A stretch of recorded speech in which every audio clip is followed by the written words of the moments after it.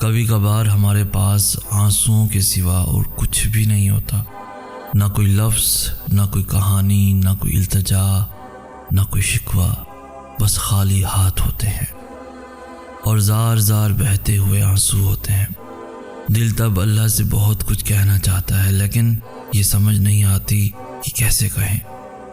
اتنی طرف ہوتی ہے کہ اس طرف کے سامنے ہر دعا، ہر فریاد چھوٹی لگتی ہے، اور تب جی چاہتا ہے کہ بس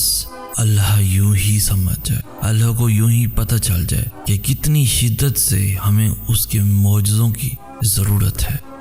کتنی شدت سے اس کی مدد کا انتظار ہے۔ اور شاید اس سے خوبصورت کوئی لمحہ نہیں ہو سکتا جب زبان خاموش رہے اور ہمارا اللہ سب سن لے، وہ نظریں پڑھ لے اور سب سمجھ جائے۔ آنسوؤں سے بڑی شاید کوئی بھی نعمت نہیں، آنسوؤں سے بڑی شاید کوئی بھی دعا نہیں۔ صحیح کہتے ہیں، انسان پورے کا پورا اپنی آنکھوں میں چھپا ہوتا ہے، کیونکہ آنکھیں دل کا آئینہ ہوتی ہیں، اور جن کے دلوں میں اللہ رہتا ہے ان کی آنکھیں بھی اتنی ہی پرکشش ہوتی ہیں، اتنی پرکشش کہ وہ روتے ہوئے بھی ہنستی ہیں، کیونکہ وہ اندر ہی اندر جانتی ہیں کہ اللہ نے سن لیا ہے، اللہ نے تھام لیا ہے، جو کوئی سمجھ نہ سکے وہ اللہ نے سمجھ لیا ہے۔ انسان کا اللہ سے سب سے قریب ترین رشتہ آنسوؤں کا ہی تو ہوتا ہے۔ اگر آنسو نہ ہوتے تو شاید ہم اللہ کو کبھی اپنے اتنے قریب محسوس کر ہی نہ پاتے۔ ہم اکثر سوچتے ہیں کہ اللہ ہم پہ ایسے معجزات کیوں نہیں اتارتا جیسے اس نے اپنے نبیوں پر اتارے، لیکن ہم یہ نہیں سوچتے کہ کیا ہم ان کی طرح اللہ کو منانے کی جستجو کرتے ہیں؟ کیا ہم ان کی طرح لگن سے دعائیں کرتے ہیں؟ یاد ہے حضرت موسیٰ علیہ السلام کا قصہ، جب حضرت موسیٰ علیہ السلام کو اور ان کی قوم کو اللہ نے پہاڑ پر ملاقات کے لیے بلایا،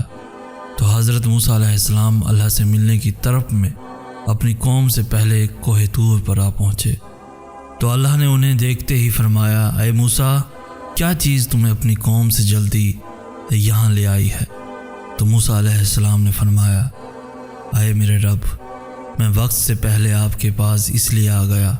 تاکہ آپ مجھ سے راضی ہو جائیں۔ انہیں معجزے اس لیے ہی تو ملے تھے کیونکہ وہ ہمیشہ اپنے اللہ کو راضی کرنے کی کوشش میں لگے رہتے تھے۔ تو تم بھی موسیٰ علیہ السلام جیسی لگن پیدا کرو، اور جیسے ہی آذان کانوں تک پہنچے نماز پر کھڑے ہو جاؤ، پھر دیکھو کیسے اللہ تمہاری دعائیں قبول کرتا ہے اور تمہارے لیے غائب سے اپنی مدد بھیجتا ہے، جیسے اس نے موسیٰ علیہ السلام کے لیے بھیجی تھی۔ اللہ تو بہت پہلے سے سب طے کر چکا ہے، اور یہ دعائیں جو تم آج مانگ رہے ہو، وہ دعائیں تو تمہاری اس دنیا میں آنے سے پہلے ہی تمہارے لیے لکھ دی گئی تھیں۔ کچھ بھی ایسا نہیں جو نصیب سے ہٹ کر ہو یا ہو رہا ہو۔ تو اگر ابھی سب ختم ہونے کے بعد بھی دل اللہ سے دعا مانگنے کو کرتا ہے تو خود کو زبردستی روکو مت، کیونکہ اس دعا کے لیے دل کا تڑپنا بے وجہ نہیں ہے، اور دعا کرنے میں حرج ہی کیا ہے، کیونکہ دعائیں کبھی بھی نقصان نہیں پہنچاتی، پھر وہ تمہارے حق میں بری ہی کیوں نہ ہو، کیونکہ تم تو نہیں جانتے نا کہ کیا برا ہے اور کیا نہیں، لیکن جس سے مانگ رہے ہو وہ تو جانتا ہے۔ اور جب اللہ سے مانگا جائے تو وہ یہ سوچ کر سزا نہیں دیتا کہ وہ چیزیں بری ہیں پھر بھی مانگ رہے ہو، بلکہ وہ یہ دیکھتا ہے کہ ایمان رکھتے ہو اس لیے گر گرا رہے ہو۔ پھر جو دعائیں ہمارے لیے بہتر ہوتی ہیں وہ انہیں ہو بہو ویسے ہی قبول کر لیتا ہے جیسے ہم چاہتے ہیں،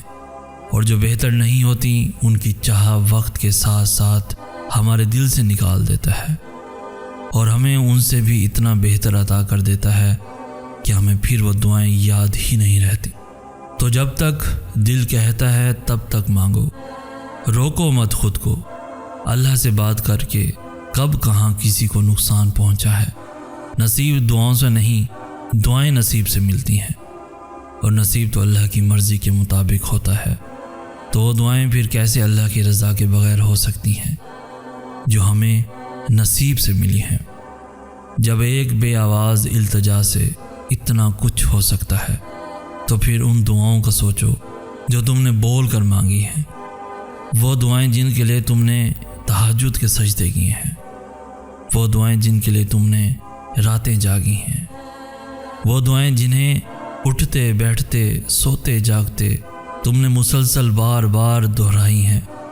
اللہ تو دل میں رہتا ہے نا، تو پھر کیسے ہو سکتا ہے کہ اپنے بنائے ہوئے دل کی آواز نہ سن سکے؟ کیسے ممکن ہے کہ وہ اس دل سے نکلتی آہوں کو نظر انداز کر دے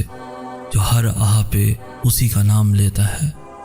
جب ان کہی باتیں اللہ کے ہاں اتنا اونچا مقام رکھتی ہیں تو ان دعاؤں کا مقام کیا ہوگا جو روتے ہوئے گر گرا کر تم نے اللہ سے کہی ہیں؟ وہ بے آواز التجائیں تو اب بے شمار معجزے لائیں گی، اور دیکھنا تمہاری آنکھوں کے سامنے وہ سب بدل جائے گا جس کے بدلنے کا تم خواب میں بھی سوچ نہیں سکتے تھے۔ سوچو کہ اگر روز محشر اللہ تم سے صرف اس لیے راضی ہو گیا کہ وہ ایک دل ہمیشہ اپنی دعاؤں میں تمہارا نام لیتا تھا جسے کبھی تم نے راحت پہنچائی تھی، یا وہ دل جو ٹوٹ گیا تھا اور تم نے اپنے لفظوں سے اسے پور امید کر دیا تھا، یا وہ دل جو تنہا تھا اور تم نے اس کا درد سن کر بانٹ لیا تھا۔ نیکی کبھی بھی ضائع نہیں جاتی، پھر اس نیکی کو تم کتنا بھی چھوٹا کیوں نہ سمجھو، احساس کبھی بھی ضائع نہیں جاتا۔ اللہ کی مخلوق پر رحم کبھی بھی ضائع نہیں جاتا، یہاں تک کہ اگر تم کسی کے لیے کچھ نہ بھی کر سکو لیکن اس کے لیے صرف دعا کر دو تو وہ دعا اس سے بھی پہلے تمہارے اپنے حق میں قبول ہوتی ہے۔ انسان کو خوش کرنے کے لیے بس الفاظ ہی تو چاہیے ہوتے ہیں، بس چند میٹھے بول اور کوئی زندگی کی طرف واپس لوٹ آتا ہے۔ تو پھر سوچو کوئی اگر تمہاری اس اچھائی کی وجہ سے